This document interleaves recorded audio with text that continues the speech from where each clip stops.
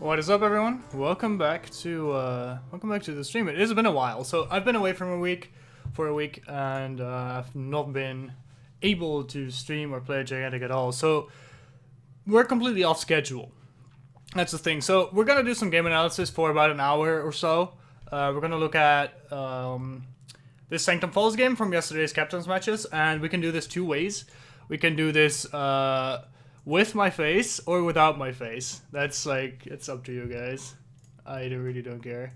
But let's get right into it. So yesterday we got some European captains matches. It's been a long time since with any form of competitive games going at all. So that's kind of nice that we have that going again. These are not the highest quality of games, though. I should probably record this as well. These are not the highest quality of games. So they are mostly built up from like a couple of veteran players and some like newer players to both competitive and the game in general. So what we see here is kind of an example of what you get when you are like intermediate level competitive players. This is like very ordinary, basic competitive level Gigantic. So especially this game I found to be very interesting to watch. Because it had a couple of really good basic rotations, couple of really clear mistakes on, I think, both teams. Like, I watched this VoD already a couple times, so I hope I remember correctly what we're gonna find out and what we're gonna see. So yeah, I think we can go look at whoever is on this team. So on the left side, we have Team Leadface, which has Leadface, Almighty, James Lame, the Mythic, and Wolfie.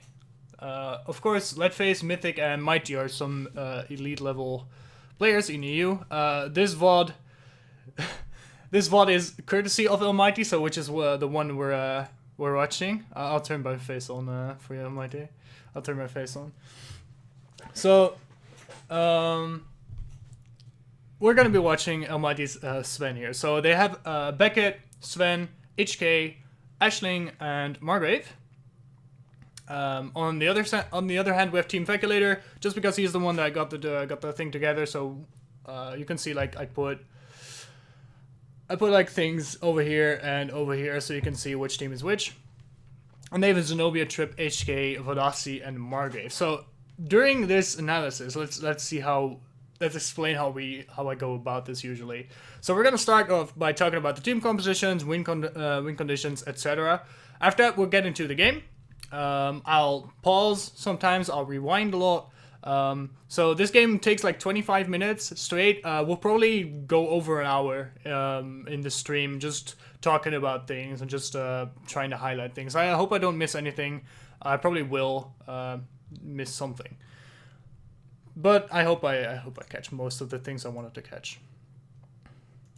So let's go into the team composition. So, as this is a Sanctum Falls game, so a couple of really important things about Sanctum Falls is usually you need any form of long range on this map. If you want to run a really short range composition, it's possible, but it's really hard to pull off if the enemy does have long range. Then you'll just get poked out,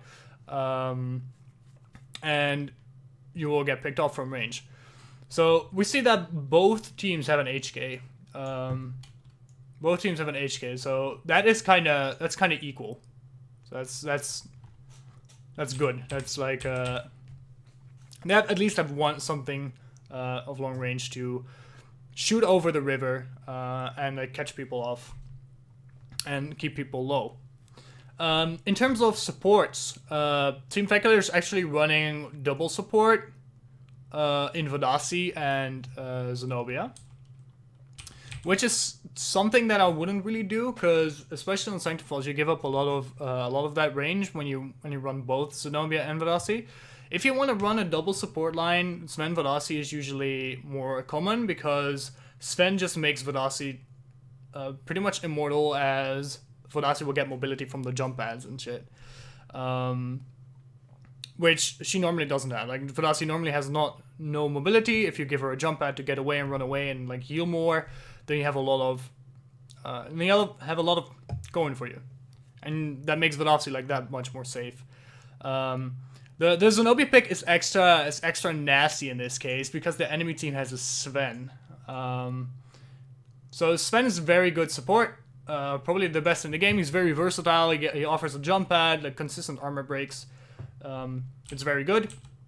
But the thing that makes the Zenobia Sven matchup so nasty in this case is that Sven can opt to go for a lot of debuff immunity and cleanse really early on. We'll see how might he do this, which is definitely the right call, because the Team Calculator also has HK, who relies a lot of on burning, especially if he goes Kaboom Box. Like Zenobia just completely gets shut down by debuff immunity, as she relies on poisoning, DOTs, weakens, and stuff like that to function.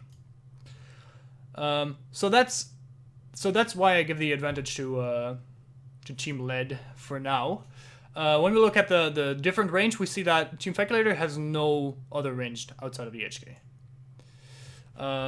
Which is kind of a big deal, as this guy is also new to competitive. At least I don't recognize his name from solo queue, so that's kind of problematic. So their only ranged character is on a guy that has no competitive experience and is probably less good than most people.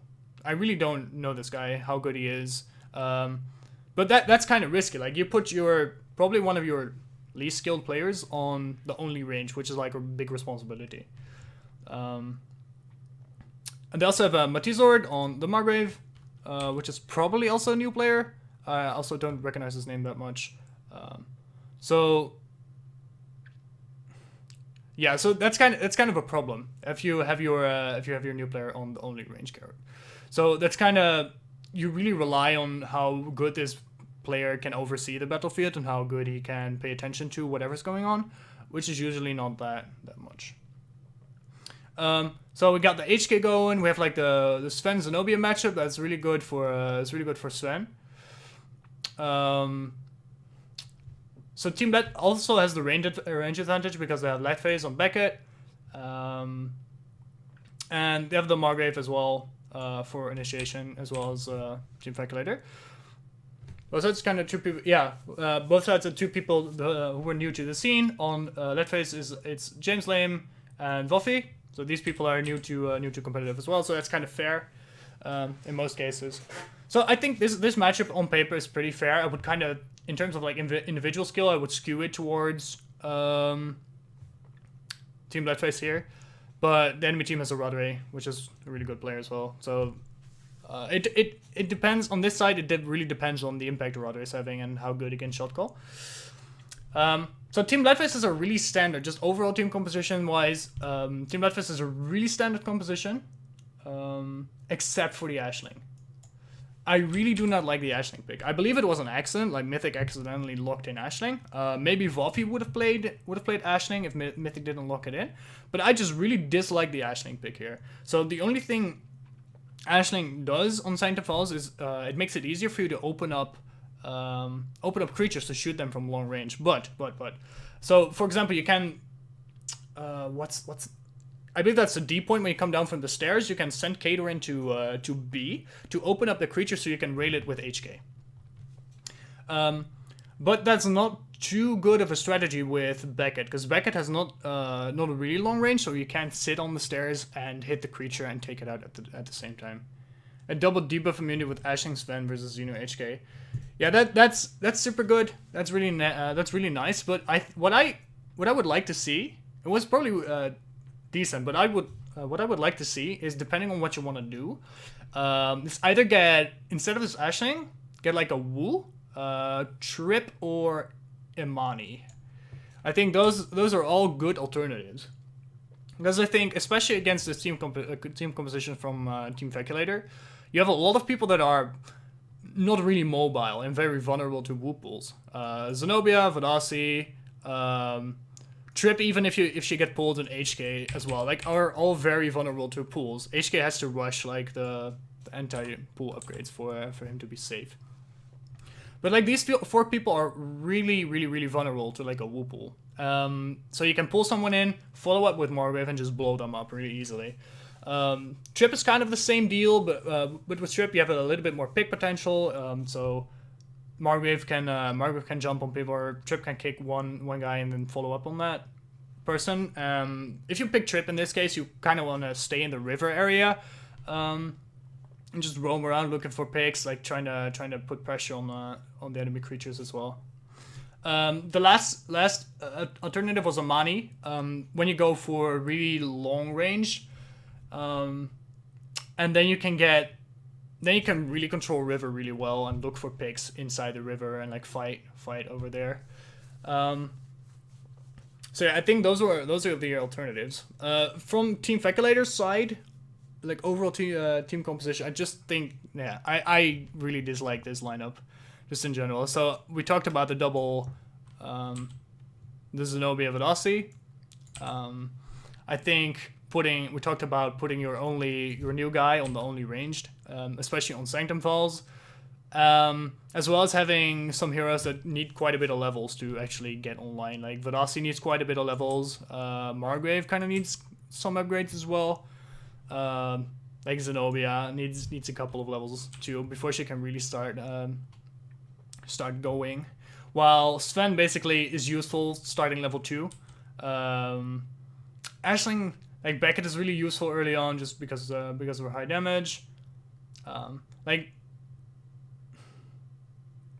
yeah, I think Led just has the advantage early game as well. I think we're just gonna go watch it. So win condition, real quick.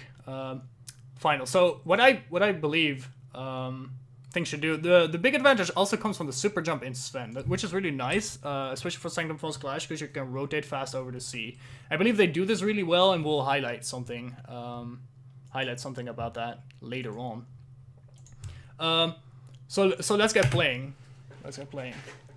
So I think just Team Leadface here has to, especially when we get to Clash, like go hold C, because they have a lot of AoE control with the Sven, with the debuff immunity is just making like Zenobia pretty much useless. Like the debuff immunity just completely shuts out Zenobia, so that just costs Team Feculator a lot of AoE potential. So we see Team Leadface now running the C, trying to contest that. Aradi was on there, but got interrupted. Now getting a Cyclops up here. So the Cyclops is very good, obviously, because can we show it? Does Almighty walk forward? So Cyclops is very good because it blocks off this wall, right? So it just makes it very easy to pick people if they come down and you have to chase them back. It's very useful. I have to pay attention to all my hotkeys. There we go. Get away, red dot. So yeah, I think because they have the range advantage, it's alright to play for C. They don't have that long range advantage. They only have to back it, so I would say see Team Leadface like going into E really early. So this is because maybe we can go a little bit back. This is because there were some people seen. I can't like go super back like super quickly with this, right? No, that's kind of annoying. Some technical difficulties, but I believe like most people were seen around D and B area from Team Feculator. So I believe everyone's pretty much here. That's kind of confirmed by them running into E and not being here. Oh, on your YouTube as well. Oh, that's nice. We'll do that next time.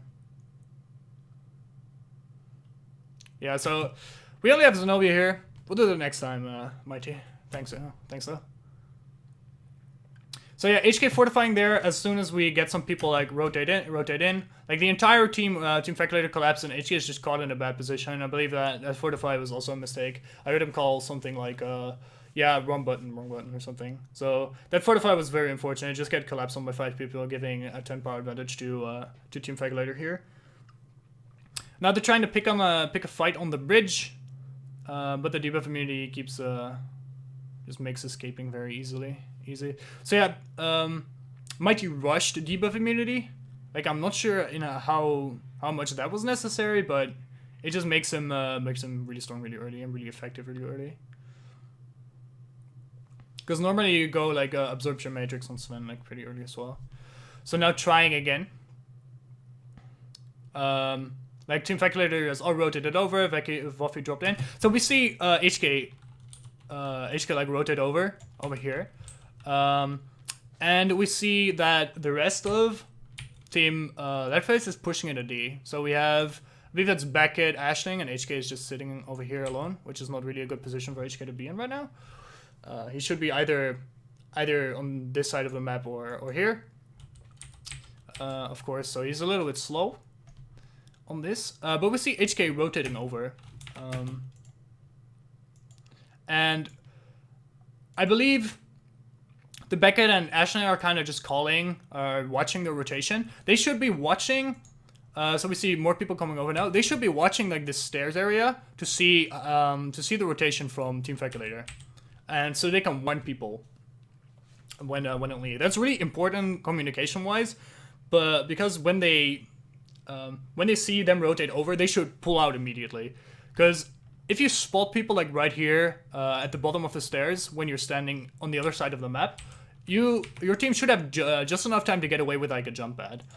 These are also scenarios when you as a Sven player should say like, hey, when we need to get out, I put like a jump pad in this location. So we're escaping to the left side of this like tree, this forest part. So you basically say before you go in, like if we need to get out, look to the left side and there will be a jump pad there. That's like the kind of calls you need to make in preparation for this escape. That's really important to note for wound defenses as well. So we kind of see Margrave initiate pretty deep on the creature. So let's play the entire sequence. So Sven and Margrave are on the creature. Not the two best characters to kill the creature without the HK. So HK is kind of slow. It's kind of hurting this attempt. So HK shows up. Enemy HK shows up. Right now, the rest of the team should be rotating, and I think this is the point where Vofi and Almighty should have been retreating, depending on the communication. Maybe the enemy team went through deep, but it's really important to... they reacted pretty fast. Vofi was slightly too deep and just gets picked off. Though I think that could have been prevented by like slightly crisper communication. Like it's not too big of an issue, but I think that death could have been prevented. Or just being slightly faster. Like I don't have the full POV of everyone right now. But I think just listening to calls. I'm just trying to stall this orb now. So Team Leadface at least has 90 power. But then James Lame dies and Koros picks up the power orb on E. So they did kill the D creature, so they got to 90 shield, which is kind of alright. So if they get one more kill here, they might get full shield. Which is exactly what they should be doing, like looking for a pick in this mid. They might even kill this Zenobia for full shield. Yeah, probably that's like the correct call for Team Feculator to do. Only a Rudder is on the wound. Just a trip alone is most likely not gonna take a 100 power full shield. So just sending two people back to defend was good as well, while the rest looked for full shield. That was just decent decision making. So I think like resource allocation is another point that's very important in this game. How many players are you going to send to where? That's gonna be an issue later on in Clash that I want to highlight as well. Where Team Feculator makes a pretty big mistake in terms of resource allocation. So Arado died on the wound, didn't give power, wound did not go down. Team Feculator now looking to resummon the wound, or resummon a D point. But Team Leadface is actually looking for a fight, like great Sven focus here, just hitting 4 people, great follow by Margrave, and the Beckett focus on top of that. Zenobia focus kind of stalls a little bit, but Team Feculator is incredibly low, and should be able to be followed up upon rather making some headway in the back lines. So we'll replay this fight at the end of the sequence, because Team Leadface is gonna pull out with the jump pad after losing Gashling. So this would have been in a scenario where with the money you could open up the creature and just kill it. So HK focus going down, Sven being really low. Buffy getting chased out, maybe going down here, probably will, unfortunately. So Team Leadface initially got a lead out of that, but then overstayed. So let's go rewind that. Let's see. So the rewinding is a little awkward. That's kind of what we need to. So it's kind of a long sequence. So they got off the wound. Pick these people off on D, like doing a lot of damage while they're fleeing. And then this great Sun focus, Margot follow up, and Beckett jumping, just doing a lot of damage. Like they're making the right call to push this further, But I think like in execution, it kind of goes a little off. So the thing, like, killing Margrave is fine here. Kind of want to go on the VoD, but Margrave was like fucking free, so they turn on the VoD now and they just decide to back off. So what I think about when listening to this sequence in like calls, a Mighty Believe calls here for the initiation on the VoD, then Margrave jumps in or walks really far up, and then Mighty like immediately flip flops to flee. So which kind of led half the team to be overextended and the other half to be like gone. So I definitely think they overstayed their welcome there. I think after the Margrave pick they should have just turned around, but that's like hindsight. This is a very obvious mistake. Just pay like slightly better attention to the respawn timers, and you should get that out. And they kind of like just went really far into a VoD on a creature. So now they have a 10 power deficit, which is okay. Team Speculator is resummoning D. So I think just in general, I think having a power deficit is having a slight power deficit up to like 20 is not really that big a deal. You can pretty much just YOLO to try and get it back in the current system. Oh shit, sorry. We also do not see any upgraded creatures yet. It's kind of to be expected as the value of upgraded creatures has been diminished.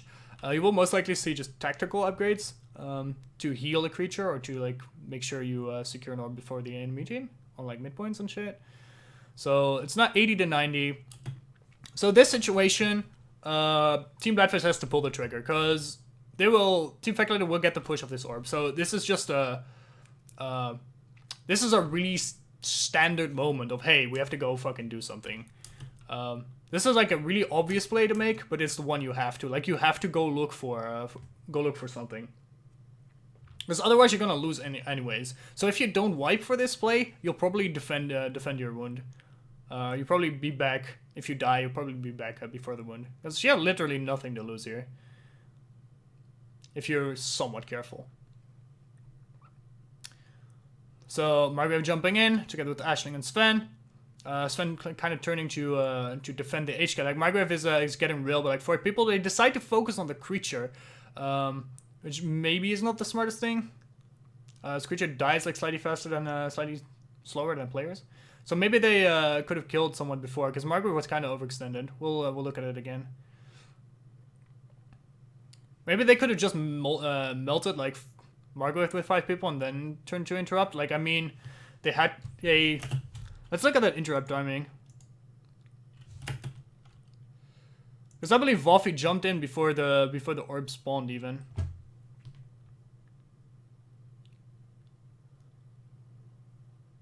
Let's see. So I think, yeah, that's why the Margrave like goes really far. So they had deep DPS on that. So I think they could have melted the Margrave. Oh, there we go. Yeah, that was good interrupt timing. That was fine. Yeah, but then Eradre solos the creature, so... Yeah, so this is kind of interesting, because Team Speculator sent Eradre to solo B, which is absolutely the good call. Because, as I said, like, this is a really obvious play to make. Like, they know Team Redfist has to go for this. So they either secure full shield with it, which they did, or they just straight up get the push. So sending a Rudder is really smart, because a trip can pretty much kill any creature solo, especially when there's an orb on it. So that kind of...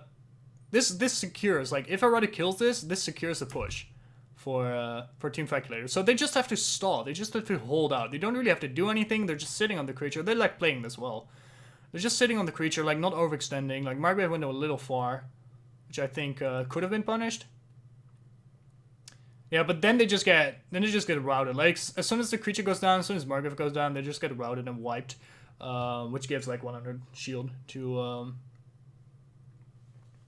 Team Leadface. So this wound is pretty much done. This one is pretty much done, like in usual cases. This one should be free. Even with full shield. So we only have a Radaway on the wound right now. We had Kuros there, Radaway is dead. So we have no one on the wound right now. The rest of the team seems to be on C. Which just went into combat. So it looks like Team Peculator is conceding this wound. Or like not taking part in this wound attempt. So because Team Peculator had like the time advantage, they were on C like much faster than Team Leadface, which was already like walking to D. They decide to trade the creature, which is perfectly fine. But then Margrave and Zenobia decide to try and defend this creature. I think that's a big mistake. Because you're never gonna hold off 2v5. You're not gonna hold off, especially when you're this far up. Like Margrave really overextended here, just running into 5 people basically and dying for free. And then the rest kind of chases into that as well, and they just get routed.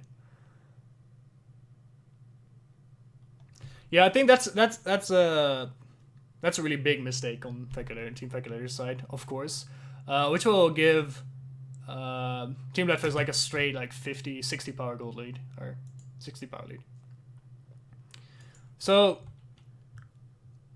at the start of the sequence when the wound was going down, or the wound time was up, they basically said, like, give up this wound, or like, we're not fucking defending this, or like, we don't need everyone to defend that because it's full shield. We can try if it's only a Radaway, like you only need 2 or 3 people to kill a Radaway before it takes on the wound, right? So you can send like 2 people. You can send people over to go do something else, like resource allocation again. It's really smart, like useful, just efficient use of your time, efficient use of how many people you have there. So they kill a Radaway and like immediately rotate over because there's no way Fex getting this wound. Then Margrave's just overextending, Zenobia also kind of overextending, but she like backs out here while Margrave comes back probably. Yeah, Margrave's come back. Oh, Zenobia's still there. I saw the beam. But yeah, these two have no reason to be here.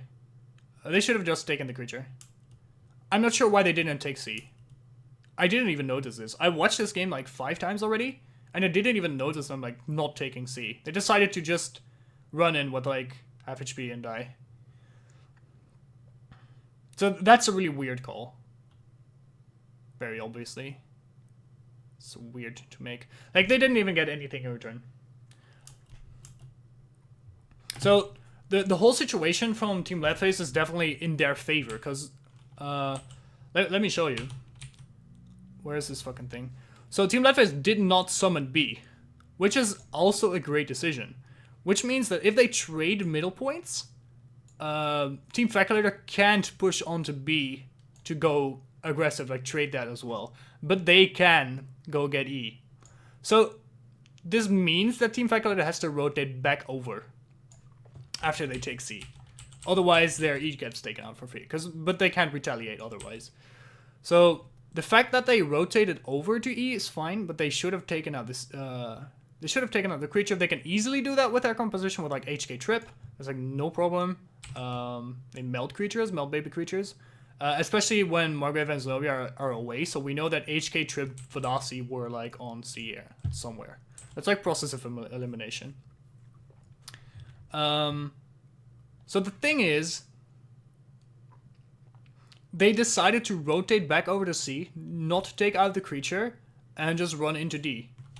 And basically just kill themselves. I'm not sure why Radaway is through all this. I'm really not sure. That's interesting. I really don't know where Radaway is. Oh, he went all the way back to A. Like that's the only response he like could make. But this is like such a solo queue play to make as well. Like, what are you currently getting from going here?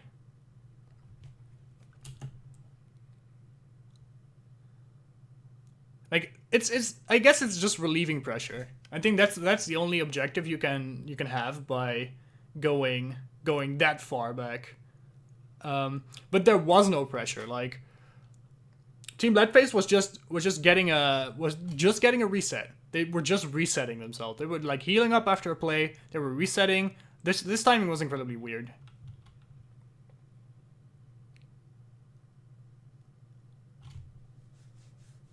Yeah, that's a move that would net them like 10 shield and is like at the risk of losing. So worst case scenario, pretty much the most realistic worst case scenario is probably he gets killed for this creature.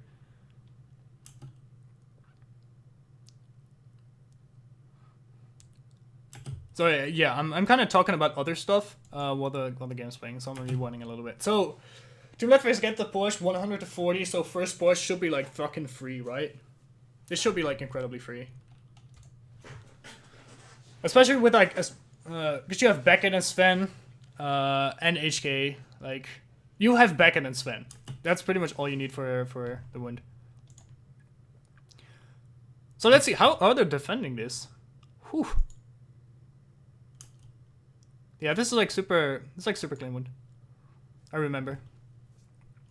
So let's see let's see if I can see where they're standing. So Mighty jumps up to Secret. They're probably all around like E, probably, because they just upgraded. So the enemy players are probably all around E. Most likely. So generally, I prefer the jump pad to be like over, let me draw, like over here in this area. So you can pretty much jump up and just get to the wound like immediately. I think this is probably one of the best jump pad placements you can do for this scenario. But of course, like jumping up to Secret is fine too. You just have to walk around. But that allows for people like camping over here. It allows for people camping over here. But since the enemy teams are like all in the middle area, I don't see a problem with it. This like super. It's just clean. This Leadface goes like slightly different. Leadface goes through the middle, like I said, so he has a different route. But he didn't take any damage, which is weird. Like Leadface is full of bit. So now they try to come through Secret. All right, this is a really bad wound defense. Yeah, even pinged it, I believe. Yeah, sure. Like, it's not a mistake. Like, that was really weird. Alright, so we just assumed that everyone was like, everyone of Team Faculator was around E somewhere in this middle area. So then we see like Leadface walk through, like just walk straight through middle, taking like no damage, and just free kill the wound. And then entire team of Team Leadface just comes out of Secret. So this offers like, so this brings me back to like the retreat plan, right? So Almighty could have called, hey shit, we're gonna run through C after the wound. Jetpack jumps bad straight to the wound. Huh? He actually just walked through. I saw him like walk up the stairs though. Oh, this is so annoying. I'm definitely gonna do it with YouTube VoDs next time. Definitely, this is like not efficient. Fuck. Yeah, he walked up the stairs. He walked up the stairs. But yeah, escape plan, right? So, escape through C, pretty much. That's like the call you make before this wound. Escape through C. People know that there's gonna be a jump pad when they like run, so they know where to run, and just bail for free. So that's just. I'm not sure if they actually did it, but you probably should be making that call. But yeah, super clean wound. Like, going through Secret was the biggest fucking mistake there on the defense. They could have just, like, charged up middle. Charged up the stairs. Like, going through Secret gave them so much free time on the wound. Like, pretty much getting it already, and then just leaving the escape path open.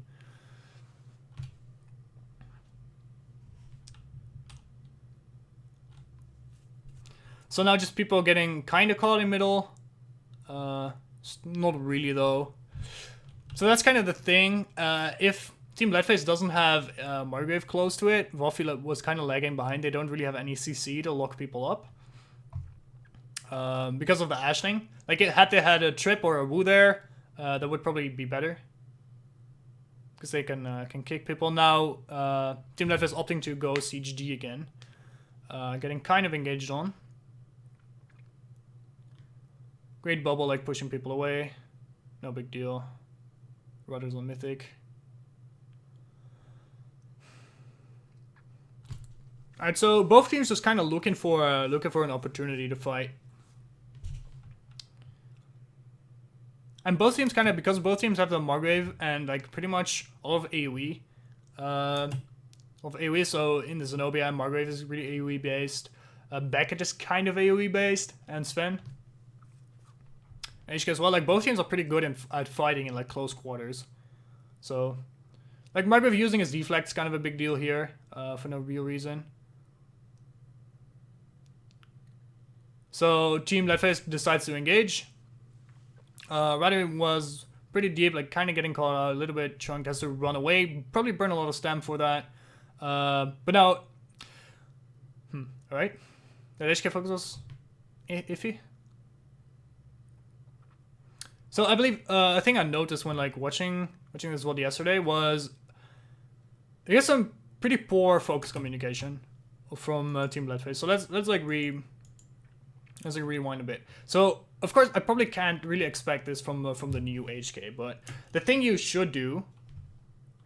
So we see Beckett have a focus, we see HK have a focus. I believe like Mythic and Wolfie are calling that they almost have focuses. So especially like Beckett and HK should be waiting with focus until like the Margrave focus. Like Margrave focuses. So HK kind of focuses right here and like wastes a lot of the bullets.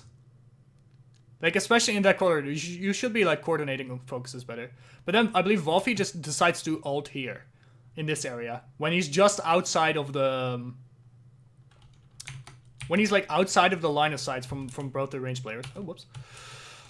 So that's not a real good decision. That was not like, a super good Margrave focus that could have won the fight, like, way harder. They probably could have killed, like, 4 people had they played that correctly. But now like Sven focus, just to make sure they don't get continued on. And then they get the push off of Power Orb on B.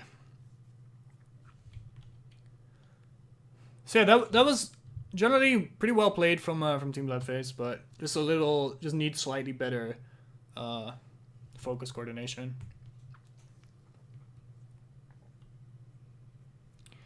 So now let's see how Team Leadface goes about this 100 shield wound. They do have a Sven, which is another big part, another like big advantage of having a Sven is like getting jump pads. It's really easy to get wounds. So Sven's just jumping in like straight to middle. But like at this point he's not really gonna do much, so he's just suicides himself before the wound timer is gone. So that's the right decision. In the meantime, like Team Leadface is just getting this Cyclops down as well. So they at least got something out of the wound. They got the free 10 power. Yeah, I decided not to go for this. Probably decent because Team Faculty had like a good wound for that, like good setup for that. They were all like prepared. You were kind of late. DPS was dead indeed. So that wound was gonna be awkward to take. So now fight is breaking out on C. Just fighting up the stairs. Great Beckett focus, making Chorus like super low. And we got some hot assassin Sven action now. Going in the back line. And then turning to peel for his team and like healing at the right moments. Rudder in the back line focuses the Beckett. Beckett will get out though. Great jump pad placement. So that was like a mighty turning around at the right moment. Turning around the slight power deficit they had. Actually. And they killed a Ruddery, so... yeah, it's just a bait to security, yeah. It's pretty good. So now, moving into to try and kill this. Wolfie with a great initiation there, like super good focus and E-jump. On like 3 people. So the rest of Team Fac's kind of getting chased out. James has some issues with the Margrave, but Sven is able to chase them off as well. Fight is still going on, so Sven doing a good job of peeling for HK, getting him up to the sniper deck. Need to watch out for Trip being in the backline now on the super low Beckett, but he should be able to get out with Jetpack. Rudder's still around. Like you saw a little shimmer. He's still going for Leadface. He got him eventually. So it's still equal in power.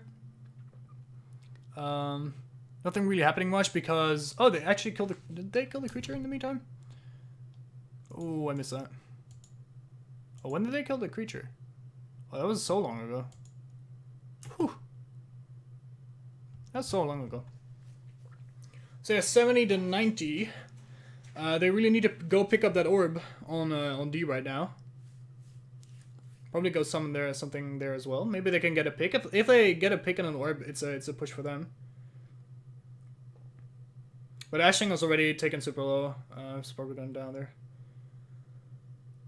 You have more damage on the enemy team to take out the Ashling. So let's see. So this is an auto wound, and I believe Team Bloodface makes some like super interesting decisions to get something out of this wound, basically. So they resummon D first up, and it's an auto wound, so you're not gonna do anything with that. Team Faculator opts to go for B. I'm not sure how many people they sent for that. Quite a lot. So it seems pretty much everyone. So yeah, Faculator takes a lot of damage on the way out. It's probably slightly too far up in that sense, but able to get away. Margrave was even further still, and so it gets down. Like we see Margrave slightly overextending most of the time, which is like just which is a what's the fucking word? A symptom of like, oh shit. Alright, did I fuck it up? Oh, I fucked it up. Which is like a symptom of being inexperienced in like team communication in general. So we've seen this. But like generally, like new Margraves in competitive don't communicate well enough with their team, so they overextend a lot without backup. There's nothing crazy. So all right, this is really smart. So they get one kill off of that fight there. So they use their compositional advantage in Sven. And they start to play towards their win condition, which is getting vertical advantage in Sanctum Falls Clash. So they have, like, by doing this, like by jumping up like that, they can rotate over to C so fast and just kill this creature for free. And now we start to get to see a couple of really interesting rotations. So first up. We see a lot of people of Team Faculator, so Team Let's take this out. We see like a lot of people of Team Faculator on D here. I believe they sent everyone. If I remember the Team Faculator POV. They sent pretty much everyone. But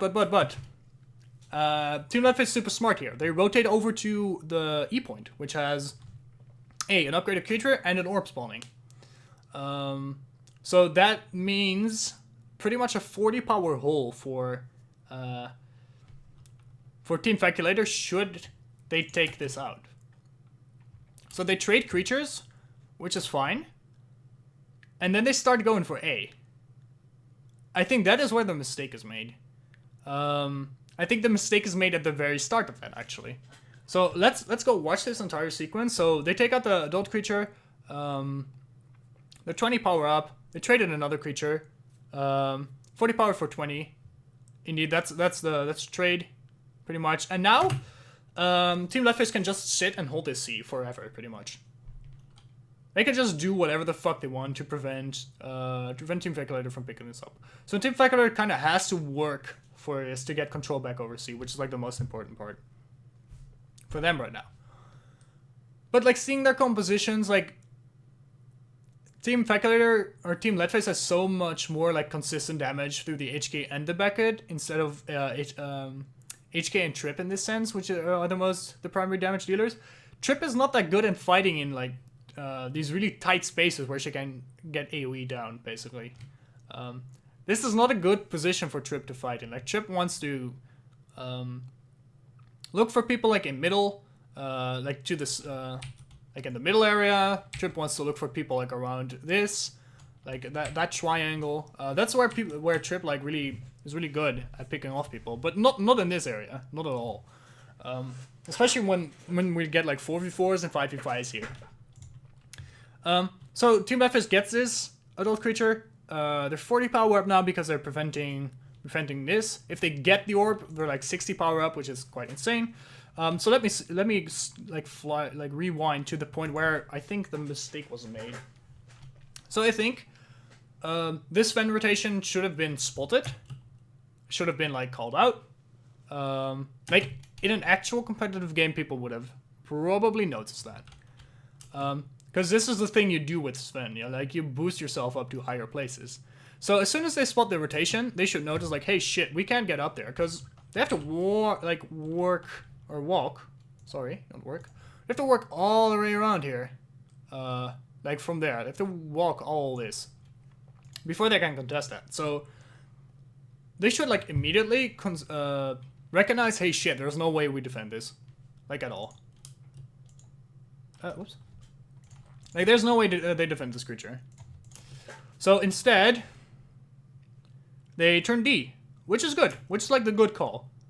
But now we're gonna get like resource allocation.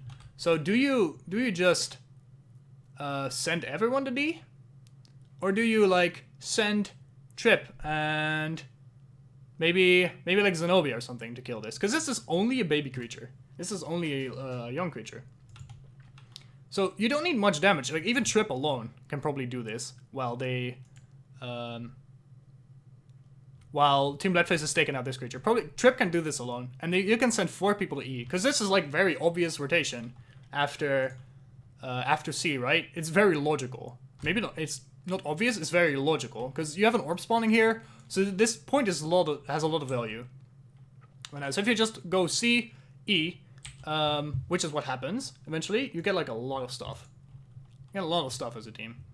So they should have just traded this creature and went to defend E, because there's no way they make it out of that trade like any in an advantageous way as long as they stay on this side of the map. Like no fucking way. So they just defend this and maybe try to pick someone off that overextends here. So had they had 4 people here, there's no way that Cerberus Majoris is gonna get taken out. Maybe if Team Leadface goes crazy and picks like a crazy fight, but then it comes down to actual fighting instead of macro decisions. So now you basically just concede your creature and that orb, like all the control in this area. You just concede, you just give it up for free instead of fighting for it. Which is kind of the decision. So this is pretty this whole play, this whole sequence is just made on bad macro decision from Team Feculator here. So now, Markov had a good initiation there, but the damage seems to be lacking. So now you're gonna see, like, Trip just has to leave immediately after killing Mythic, because he got chunked out so much. And now they only have an HK damage, but, like, HK Silence are also kind of mediocre. So, like, Team Leadface still wins this play. Let's see what happens. I believe they trade, like, 1-for-1, right? I'm not even sure. So let's watch that again. So, like, they try picking up the orb, I believe, here, and then Mighty bobs them off. Yeah, Feculator tries to pick up the orb. Like, Trip's in the back line, like, scooting around the sides. Still try to pick up the orb, get cancelled. Markov has, like, a good initiation there. I think Mythic just gets caught, like, slightly in the front line, so he just gets blown up, but Arado takes a lot of damage when he's leaving, so he just leaves to the side. They trade Margrave back, so it's just a 1-for-1. Even with a like really great initiation, it's just a 1-for-1. Ooh, the last minute orb cancel was pretty nasty. Last second orb cancel. So they stopped Team Feculator from picking up the orb like 2 or 3 times right now. Which is exactly what they had to do. They didn't even have to commit for it. They traded 1-for-1. They only had to stop them and be like fucking annoying. So, that's great. That's great. It's just great play. Just knowing that you have the C advantage with Sven, knowing that you can out-rotate them, and then take advantage of it. That's just really well done. It's like really, this is basic gigantic competitive. How it looks, pretty much. Just solid. So now they're gonna get, Team Feculator's gonna get like a couple of kills on the way out of the wound. They trade 2-for-1 though, so it's only a 10 power deficit at this point. And they can just resummon A now, just reset a little bit.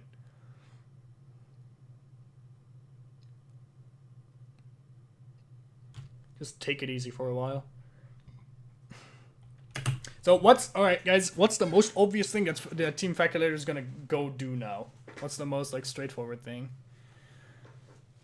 I believe it's trying to push into C. Let's see if they do that.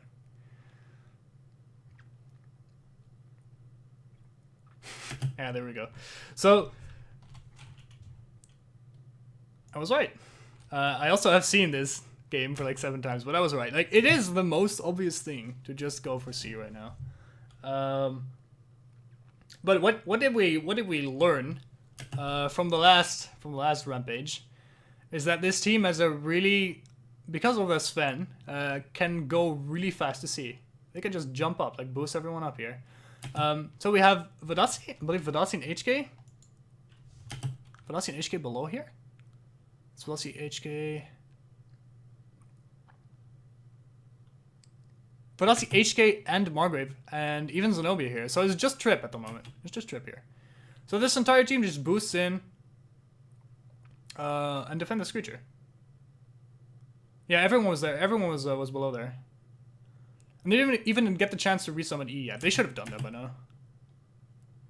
They had time to resummon E, so that's definitely that's definitely something. So Reddy decides to initiate.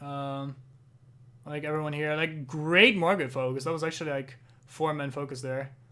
Voffy counter focus, really nice. Like good target selection on the Trip, like not letting her do anything. So yeah, that was just great counter initiation. But trading 1 for 1. Or actually just trading 1 for 0, sorry. 2 for 0 now, as Margaret goes down. And Ashen goes down as well. So they actually traded 2 for 1 there in that counter engage.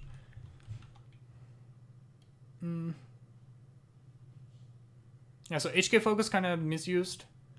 It's not good to use HK focus on the corridors like this because people just run out of your line of sights. Lines of sight, sorry. And they're still trying to push on. Eventually HK get traded. Now they only have to do is cancel the orb and get a kill. That orb canceling might not happen for too long. I'm not sure who they sent to do it. I believe it's Margrave. I'm not sure how long Margrave can keep that up, but people are still fighting in this corridor. So I think this is unnecessarily risky from like Team Calculator to try and keep this fight up.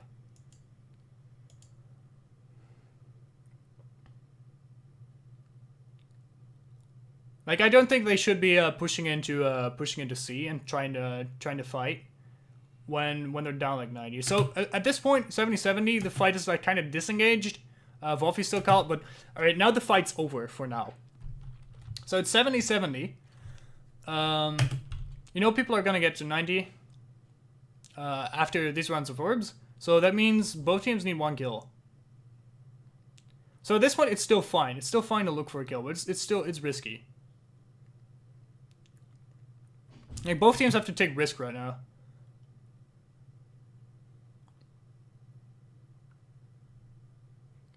So Team Calculator gets 1 kill, putting them to 80.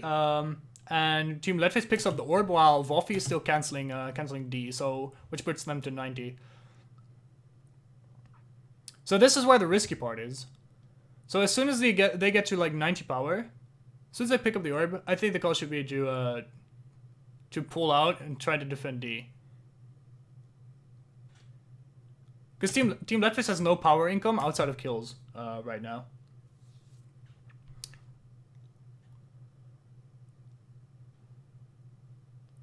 So let's rewind one more time. I was really paying attention. So as soon as they get to 90, which is like right, they're gonna go in one more time, guys. Sorry, sometimes I'll just lose it. Just keep talking. So the orb picks up right here. That's a really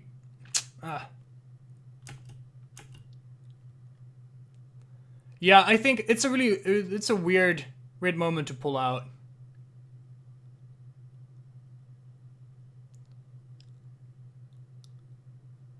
It's a weird moment to pull out. I think Arati like keeps people busy.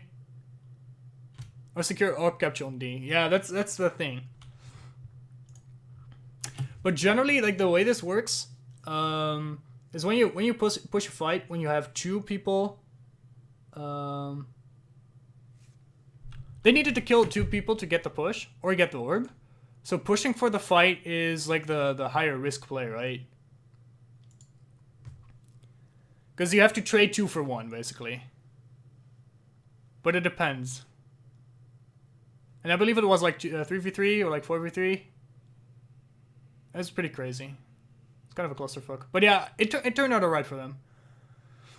Like keeping the orb cancelled as Margrave is pretty difficult. Can't really keep that up for too long. Let's go. We need to rewind this fucking wound defense as well.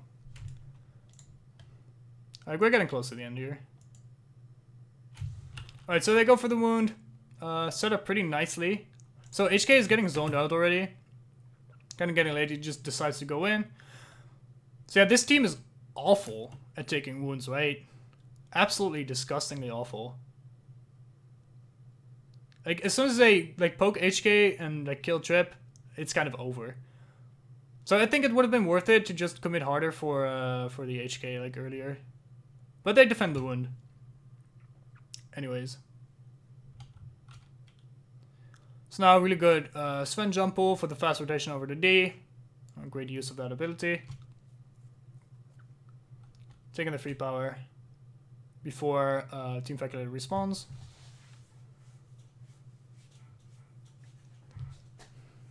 And now, so like again, so this is we're gonna see the same thing happen for the 3rd time, I believe. Yeah, there we go. So Team Lightfest takes out D really fast. Team Faculator just responds to just straight rushes C, but they're just gonna get out rotated. AoE down. So that's a great jump and focus by Margaret there. Actually, really good, well timed. But the Sven focus kind of knocks the wind out of their sails, so to say. Like, they lose all the momentum of that. Then a good counter initiation from Buffy. Alright, they get knocked up. So this is really difficult. This is a really difficult fight with all the AoE knockups from the Cyclops, right? Like, straight 5v5 with the Cyclops is, like, incredibly difficult in such a tight space. So they just lose. They just get stomped, right? They get fucking destroyed.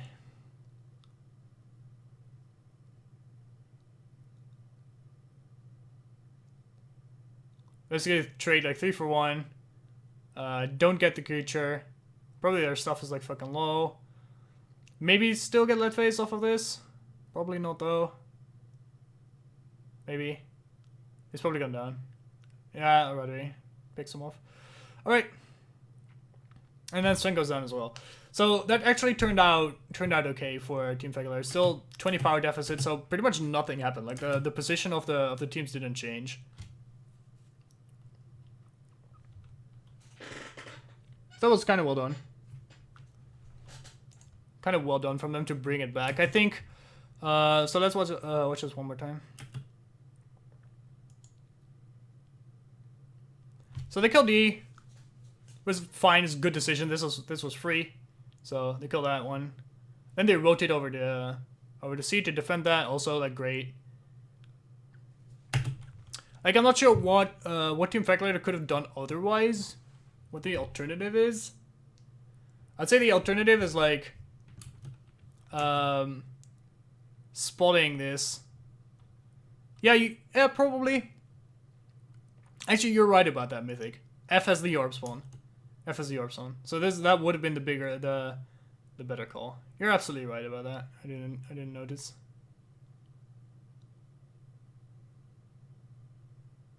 So yeah, so after killing D, they could have killed F and did like the same like hold they did on E. That is also true. It's kind of the thing you need to weigh. But I don't think losing C would be too big of an issue though. Like if you would give up C, like you still have to spend for the super fast rotation, so you can still get the drop on them, like really well. Like if you just then feign F, wait for them to rotate, and just immediately jump back to C, you like immediately get it back. Like no issue. So you could have gone like so from D to F, they probably would have decided to trade. They probably would have went back to F, like, or either push B or F. Like if they made the same mistake, and pushed B instead of returned to F, that would have been interesting. Had they made the same mistake, that probably would have fucked you guys over. Because then they would have killed D, or C, they would have killed B. So it's 20 down. And then they have like the orb for this one. Oh, whatever. It's a lot of math right now that I have to, it's a lot of scenario math that I have to play out in my head that I can't really reach.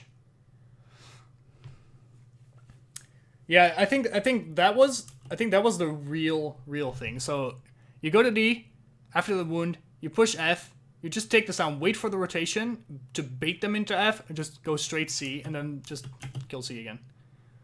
Or like summon C, or whatever. Whatever the scenario is.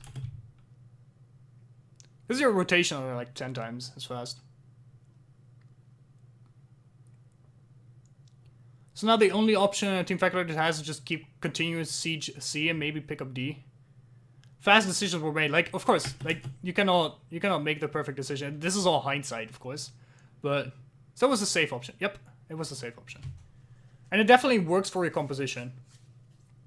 It works for your composition, but that's what we're trying to do, right? We're trying to figure out the most optimal thing so you do it better next time.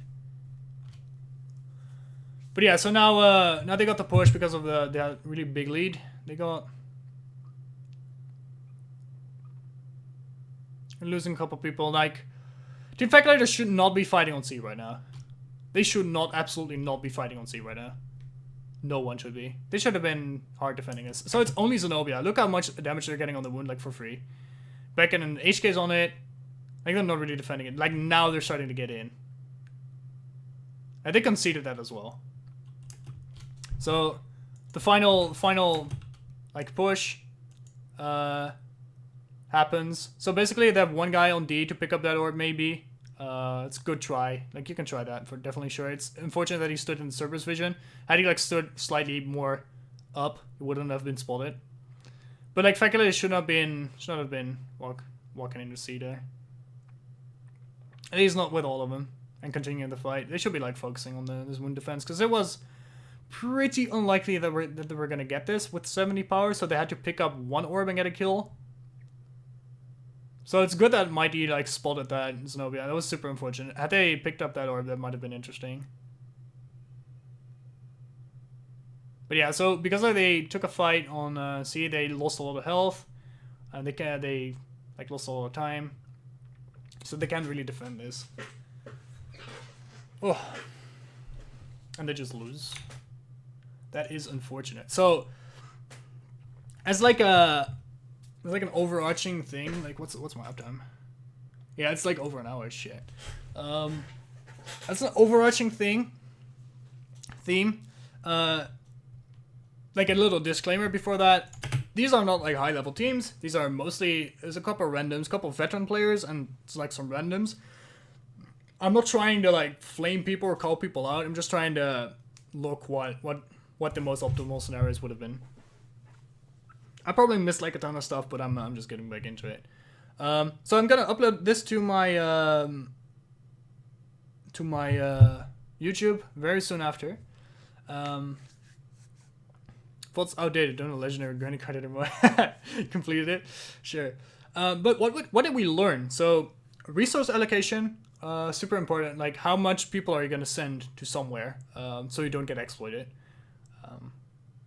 Like going somewhere with like your entire team is the safest option, but that will get you. But if you're playing against like better people, you'll get exploited for sending everyone instead of just 3 people or just 2, which is very important to keep in mind. Another thing, like playing to win conditions, like the use of Sven pool. Sven like bounce pad was super good. That was really nice. Just not super good. It was just nice. It was just well played. And let's see. We took some, and we made some headway in like decision making when orb spawns and what creatures to kill and like how to do the rotations and stuff. So yeah, I think we went through a lot. So I'm gonna go do something else now. I'll be back on my streaming schedule like starting Sunday. So we'll be doing like regular solo queue games and shit. When we get more competitive games, I will do these streams more often. Look at more games as well, and look at actual like scrims and tournament games and stuff. I can't wait to start getting into that. So for now, that's gonna be it. Thanks for being here. Thanks for like talking in the chat, Mighty and Mythic. Hope you learned something from this. That's the goal, eventually. And I hope you liked it. So I'll see you Sunday, guys. Bye bye.